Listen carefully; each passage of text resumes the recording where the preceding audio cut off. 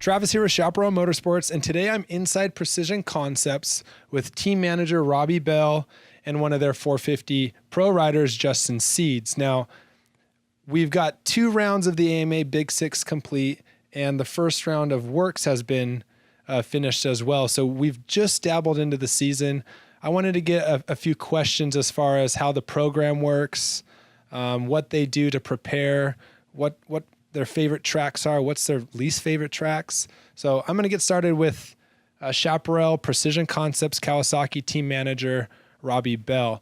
Robby, what program do you go through when it comes to picking riders for your team? That's a good question, and it's kind of a loaded answer because you're looking at a lot of different factors. I mean, obviously you want speed, you want talent to be there.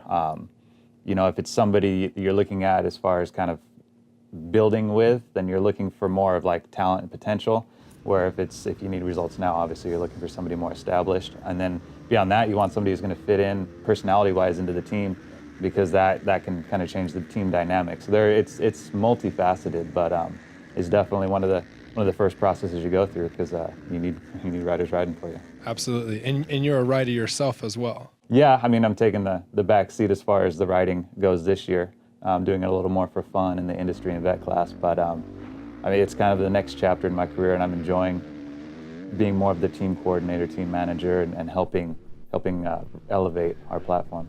So if you were to break up your role as a team manager versus a rider, what would you say? 60-40? Are you 50-50 down the middle? If I had to put a number on it, I mean, it's probably 60-40 to manager, but I think where the riding comes in is I help the guys with a lot of the testing and kind of the foundation as far as bike setup, and then they kind of dial it in and personalize it from there. But I can help with a lot of kind of the base settings with the bike setup. And that's what I was going to get into next. What do you guys do as far as training goes? What do you do to get bikes set up for specific tracks that you're going to? Do you just go out to the middle of the desert and start doing circles, or do you go to a motocross track that replicates the same terrain? How does that work? Yeah, I mean, like for example, it's perfect timing you asked that, because we're going to Glen, Helen tomorrow. It's one of the standard spots, I guess. You see Pro Circuit and a lot of guys there every Thursday, and we're one of those teams that goes there just because we have so much data there. We know it gets rough. You have the trails up behind the motocross track, so it's kind of the best blend as far as the testing ground. And we'll go there, and that is kind of where we get our base settings. And then typically our riders kind of have a standard setup that they run throughout the year, and then we'll just make minor adjustments if we have to tweak it from track to track, terrain to terrain. I've heard it from riders, from other team managers. If you can set a bike up to work at Glen Helen, it's going to basically work anywhere. Now, that's not completely true, because the series that you guys follow, WORCS and AMA Big Six, I know each round doesn't replicate Glen Helen at all. For instance, last week was super silty, right? Yeah, I mean, you run the full gamut. I mean, the first weekend of WORCS, we were in Vegas, and it was basically arena-style racing, where you have some endurocross obstacles, and then Taft, it's silt holes, and then we'll be at Sand Hollow, where it's pure sand dunes, and so it's definitely the widest variety of terrain we have to offer on the West Coast.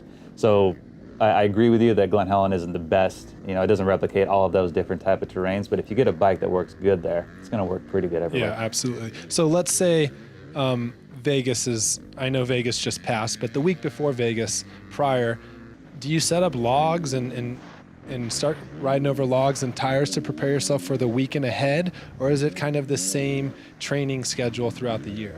It didn't change it up a lot. I know my riders, they drug out some trees onto some of their training tracks, and just because it is unique. Yeah. But since it's also a one-off round, so it's not.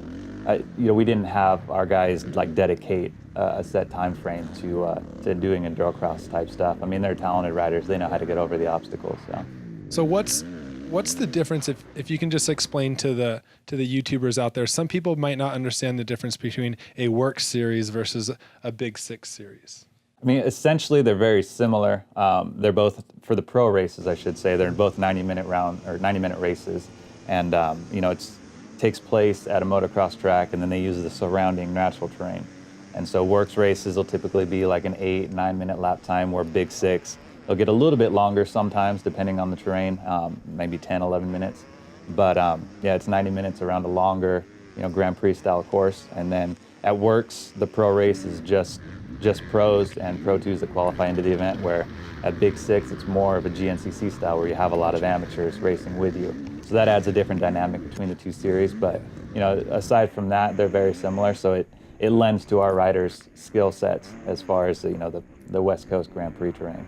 That's pretty rad. So basically a Big Six race, when the pros take off first, by the time they make it around, they're going to be hitting some lap traffic, and it's not going to be the pro class. Mm-hmm. It's going to be a lower class, for that being said. Yeah. I mean, at Taft this last week in a Big Six, I think it was the second lap, maybe not that early, but I think the third lap they were into the amateurs already. Wow. And Taft was a unique one with how silty it gets. So you can't. So yeah, it was tough. I mean, on the one side of it, it diminished some of the advantage to being the leader, because now you're the first guy coming into the lap traffic, and it's already silty for you. But on the other side, obviously, it adds just another element of dust. Now, WORCS is around 8-minute lap times, you said, right? Mm-hmm. Vegas had just under 2-minute lap times. It was inside an arena at night. Mm-hmm. That's a completely different change in mindset to a rider. How did you guys handle that? I mean, it's going to be a smash fest, just because it's tight confines, and so you have to be aggressive, and it's arena, more like arena style racing. I don't know what that means exactly, but it sounds right. So where it's going to be tighter confines, shorter races. But it's something cool. It's cool for our sport because it adds some buzz around it, because you're in Vegas. It makes it a big deal because you're in Vegas, and it's so unique and one-off. First round, just wide open under the lights. So it was a cool dynamic to add to the series. And the next round coming up, which is this upcoming weekend, is going to be in Phoenix, Arizona, if I'm not mistaken. Mm-hmm. Yeah, and that's going to be more traditional Grand Prix style, where it's going to be at a motocross track. They're going to have some sand washes around it, and then a bunch of rocky terrain too. Real quick question before I move on to Justin Seeds, your 450 rider. What's your favorite track to stop at throughout the year, and what's your least favorite track? Oh, that's a good question. I'd say I have two favorites. Obviously, I love Glen Helen just because I've ridden there so much. It's kind of like it's a backyard track. But the WORCS series traditionally goes to Honey Lake. They haven't been there for a few years, but man, Honey Lake is just one of the best races. Some of my best memories have been at that track, where you get a little bit of rain on the weekend, and that is just the most epic terrain there. Love that stuff. And least favorite track? If I had to pick a least favorite, I mean, I wouldn't say there's a track I hate, but I've just never had good luck at 29 Palms. So I think it's just, it's fast, it's high speed. I had a bad incident there last year where I crashed on the very last lap, like literally just less than a minute from the finish line, and I crashed and knocked myself out. So I'd say because that's the 29 Palms. The 29 Palms, I have the most recent bad history, so I guess I'd say that one. And that's out by the windmills, almost near Palm Springs, right? Mm-hmm. Yeah, cool. Not to say it's a bad track, but yeah. So let's move on to Justin. Justin, pleasure to meet you. Yeah, nice to meet you. Now, Justin is their pro 450 rider. You house 3 riders here at Precision Concepts. I should say 4, including yourself, Robby. Now, the 3 riders would be Clay Henschfeld, Blaine Thompson, and then we've got Justin Seeds here. Now, Justin and Blaine are doing the 450 racing, which those are the big dogs. Clay's in the Pro 2 class. Justin, how would you say the season has started so far for yourself? I mean, it started off pretty decent. Obviously, I wish I was on the podium, at the first 3 races that I've had so far.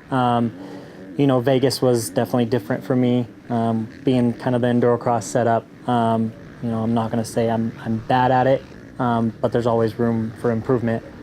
So I did have a crash, and unfortunately, me and my teammate Blaine got together in that crash, and so we ended up having our own race through the field pretty much the whole time.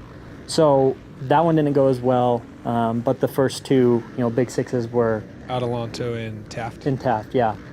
They were actually really good. Adelanto Big Six, I had a slight little problem on the second lap, but we were able to get that handled, fixed, and I went back out and just put my head down and charged. And you know what? I made my way up to 4th, and I was running lap times faster than the leaders, and even had the pit on the second to last lap. And if I would have taken that out of the picture, Yeah. I would have been like the only rider, I think, in the 11-minute range on the last few laps. So, you know I have the speed. You know, I've just been having slight little hiccups and stuff happen. I know at Taft, the dust, the sun, you know, lap riders and stuff. Leaves room for improvement. Yeah, you know, we definitely gotta, you know, we keep putting our head down. Good. You know, I talk to Robby after every race and during the week and with my training and what I do, and I take all my anger from the bad races and put it to the week of training. Speaking of training, you know, going back to what I was talking to with Robby, as far as the gym side of training, how many times would you guys say you hit the gym within a week? Well, the funny thing is with me is I've never been a gym kind of guy. I've always, you know, I've had personal trainers and this and that, and, you know, that's been a big help to me.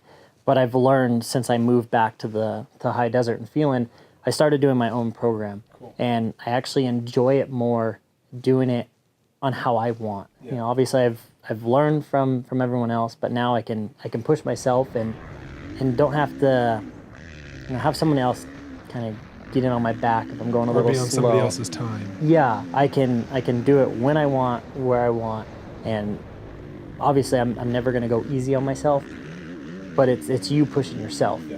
Instead of someone else also pushing you and then you getting kind of stressed on yourself, like, oh, am I performing or not? So, but I do try to work out every single day. I try to ride 3 to 4 times a week. There's always something that you need to be doing. Yeah. You know, you can't just sit at home and play video games. You know, the only benefit that has is maybe your reaction time on start, depending on what game you're playing.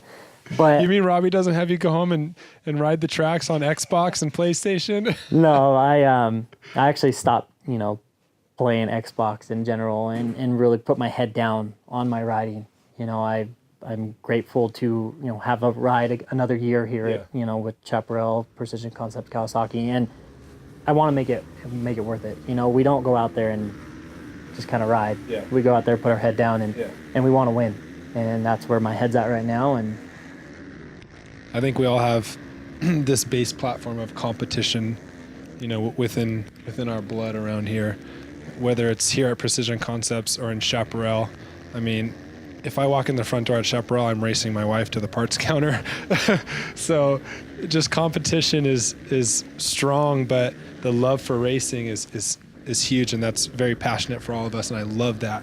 I think the most important thing is just keeping the bike on 2 wheels, and like you said, having improvements each week. You guys have been doing awesome. I've been keeping track of the first couple rounds as far as Big 6 and that first round at WORCS.